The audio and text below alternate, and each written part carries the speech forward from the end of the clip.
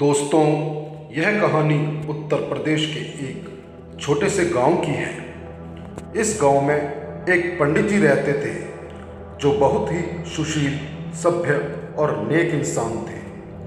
यह कहानी घटित होने से पहले तक पंडित जी ठेकेदारी का काम किया करते थे। काम के सिलसिले में अधिकतर घर से बाहर ही रहते थे। महीने में 1 या 2 बार ही घर आना हो पाता था। घर पर सभी लोग बेहद शिक्षित और सज्जन थे। इनकी पत्नी बेहद धार्मिक प्रवृत्ति की थी। एक बार पंडित जी को शहर में एक सड़क बनाने का ठेका मिला, जिसके सिलसिले में वह कुछ समय शहर में ही थे। एक दिन उनके साथ काम करने वाले 2 लोग उन्हें घर छोड़ने आए और बताया कि पंडित जी पीछे कुछ दिनों से कुछ अजीब सी हरकतें कर रहे हैं। जैसे कल रात को कुछ मजदूरों ने अपने लिए खाना बनाया और पंडित जी उन मजदूरों के साथ ही खाना खाने की जिद करने लगे। इस पर मजदूरों ने कहा, पंडित जी पहले आप भोजन कर लें, उसके बाद हम कर लेंगे। इसके बाद जब ये खाना खाने बैठे तो सभी मजदूरों का खाना अकेले ही खा गए। और तो और ये खाना भी इंसानों की तरह नहीं, किसी राक्षस की तरह खा रहे थे। यह सब देखकर मजदूर तो डरकर वहाँ से भाग ही गए। यह सब पता चलने के बाद हम लोग भी वहाँ पहुँचे और इनको किसी तरह से लेकर घर पहुँचाने के लिए यहाँ आ गए। इसके बाद वे दोनों व्यक्ति चले गए और पंडित जी भी आराम से अपने कमरे में चले गए। कुछ देर बाद पंडित जी धोती लपेटे घर से बाहर आए और घर वालों के मना करने के बावजूद भी खेतों की ओर निकल गए। उनका छोटा भाई भी चुपके से इनके पीछे पीछे हो लिया। गांव से बाहर निकलकर पंडित जी अपने आम के बगीचे में चले गए, जहां कुछ देर टहलते रहे। पर पता नहीं अचानक उनको क्या हुआ कि आम की नीचे झुकी हुई मोटी मोटी डालियों को ऐसे तोड़ने लगे जैसे बजरंगबली जी का सारा बल उनमें आ गया हो। पेड़ की डालियां टूटने की आवाज़ सुनकर इनके छोटे भाई दौड़कर बगीचे में पहुंचे और इनको ऐसा करने से रोकने लगे। बहुत कोशिशों के बाद वह पंडित जी को रोक सके और लेकर घर वापस आ गए। इस घटना के बाद तो पंडित जी के परिवार के साथ साथ पूरा गांव भी संशय में जीने लगा। एक दिन फिर क्या हुआ कि पंडित जी अपने कमरे में बैठकर अपने बच्चों को पढ़ा रहे थे और इनकी पत्नी वहीं बैठकर रामायण पढ़ रही थी। तभी इनकी पत्नी ने देखा कि पंडित जी का शरीर फूलने लगा और चेहरा भी क्रोध से लाल होता जा रहा है। अभी वह कुछ समझती, तब तक पंडित जी अपने ही बेटे का सिर अपने मुंह में लेकर ऐसा लग रहा था कि जैसे चबा जाएंगे। पर इनकी पत्नी डरी नहीं और बच्चे को छोड़ने की विनती करने लगी। अचानक पंडित जी ने बच्चे का सिर मुंह से बाहर निकाला और शांत भाव से उसे सहलाने लगे। इस घटना के बाद से तो घर वालों की नींद और चैन ही उड़ गया। वे लोग पूजा पाठ करवाने के साथ ही साथ उन्हें कई बड़े अस्पताल के बड़े डॉक्टरों को भी दिखाया गया, किंतु डॉक्टरों की दवाई भी किसी काम नहीं आई। और इधर हर 1-2 दिन बाद पंडित जी कोई ना कोई भयानक कार्य करके सबको सकते में डाल देते थे। डॉक्टरों को दिखाने का सिलसिला लगातार चलता रहा, पर पंडित जी की हालत में नाम मात्र भी सुधार नहीं हुआ। अब एक बात सबको समझ आ गई थी कि जब भी पंडित जी का शरीर फूलने लगे और चेहरा तमतमाने लगे तो तुरंत उनकी पत्नी को बुला लो, जिसे देखते ही वह तुरंत शांत हो जाते थे। एक दिन पंडित जी की पत्नी पूजा कर रही थी, तभी पंडित जी वहाँ आ गए और उन्होंने अपनी पत्नी से हंसकर पूछा, तुम पूजा क्यों कर रही हो?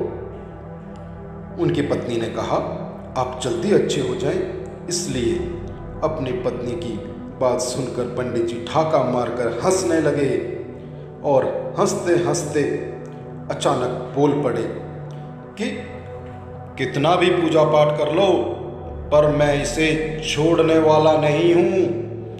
अगर मैं इसे छोड़ूंगा तो इसे इस दुनिया से भेजने के बाद ही।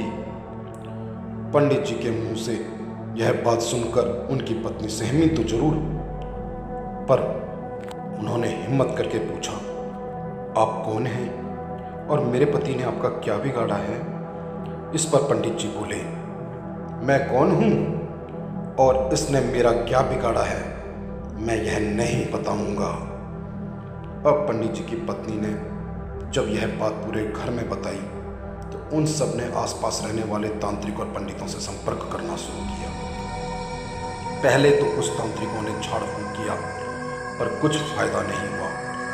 एक दिन पंडित जी के घर वाले पंडित जी को लेकर उसी क्षेत्र के एक नामी तांत्रिक के पास पहुंचे। तांत्रिक बाबा कुछ मंत्र बुदबुदाए और पंडित जी की ओर देखते हुए बोले कि तुम चाहे कोई भी हो, पर तुम्हें इसे छोड़कर जाना ही होगा, नहीं तो मैं तुम्हें जलाकर भस्म कर दूंगा। जब तांत्रिक बाबा ने भस्म करने की बात कही तो अचानक पंडित जी का चेहरा तमतमा उठा और वे वहीं उस तांत्रिक को पटक पटक कर लगे मारने। तांत्रिक की सारी हेकड़ी निकल गई और वे अपने आप को बचाने के लिए पंडित जी के सामने गिड़गिड़ाने लगा। फिर पंडित जी की पत्नी के बीच में आ जाने की और बीच बचाव करने के बाद तांत्रिक की जान बची। यह खबर पूरे क्षेत्र में आग की तरह फैल गई। अब कोई तांत्रिक उनसे मिलना तो दूर, उनका नाम सुनते ही कांपने लगता था। इसी दौरान घर वाले पंडित जी को लेकर एक देवी माँ के स्थान पर गए, परंतु देवी माँ जिस महिला के ऊपर वास करती थी उस महिला ने साफ मना कर दिया कि वे ऐसे दुष्ट और असभ्य व्यक्ति के मुंह भी लगना नहीं चाहती। पंडित जी उस स्थान पर पहुंचकर मुस्कुरा रहे थे और अपनी पत्नी से बोले कि जो देवी मेरे सामने आने से भी घबरा रही है वह मुझे क्या भगाएगी। देवी माँ ने पंडित जी के घर वालों से कहा कि यह कौन है यह भी पहचानना मुश्किल है, आप लोग इन्हें लेकर किसी बड़े तीर्थ स्थल पर जाइए, हो सकता है कि वहाँ यह पंडित जी को छोड़ दें। इसके बाद पंडित जी के घर वाले उनको लेकर बहुत सारे तीर्थ स्थानों विंध्याचल, काशी, मथुरा गए, पर कुछ भी फायदा नहीं हुआ। यहाँ तक कि पंडित जी अपने घर वालों के साथ इन तीर्थों पर आसानी से जाते रहे और घूमते रहे। अधिकतर तीर्थ स्थान घूमने के बाद भी जब उस प्रेत ने पंडित जी को नहीं छोड़ा तो उनके घर वाले घर पर ही प्रतिदिन विधिवत पूजा पाठ कराने लगे। पंडित जी की पत्नी प्रतिदिन उपवास रखकर माता दुर्गा का सप्तशती का पाठ करने लगी। एक दिन पंडित जी ने अपने घर वालों को अपने पास बुलाया और कहा, आप सभी लोग खेतों में जाकर कम से कम एक पीपल का पेड़ लगा दीजिए। उनकी पत्नी बोल पड़ी कि अगर आपकी यही इच्छा है तो एक क्या हम लोग 10-10 पीपल के पेड़ लगा देंगे। इसके बाद उनके घर वाले पंडित जी को साथ लेकर उसी दिन खेतों में गए और इधर उधर से खोज खाज कर सभी ने एक एक पीपल का पेड़ लगा दिया और पंडित जी से बोले कि हम लोग बराबर पीपल का पेड़ लगाते रहेंगे। इस घटना के बाद से पंडित जी थोड़ा शांत रहने लगे। अब वह अपने घर का छोटा मोटा काम भी करने लगे थे। एक दिन पंडित जी के बड़े भाई दरवाजे पर लकड़ी फाड़ रहे थे, तभी पंडित जी वहां पहुंचे और देखते ही देखते लकड़ी की 3 मोटी मोटी सिल्लियों को सेकंड में फाड़ दिया, जिन्हें फाड़ने में शायद उनके भाई को महीनों लग जाते। यह सब देखकर उनके भाई भी अचंभित रह गए। एक दिन लगभग सुबह के 4 बजे होंगे कि पंडित जी ने अपनी पत्नी को जगाया और बोल पड़े, मैं जा रहा हूं। पंडित जी की पत्नी बोली, अभी तो रात है और इस रात में आप कहाँ जा रहे हैं? अपनी पत्नी की यह बात सुनकर पंडित जी हंसे और बोले, मैं जा रहा हूं और वह भी अकेले, तेरे सुहाग को तेरे पास छोड़कर। अब मैं तेरे पति को और तुम लोगों को तंग नहीं करूंगा। तू जल्दी से अपने पूरे घर वालों को जगा ताकि जाने से पहले मैं उन सब से भी मिल लूं।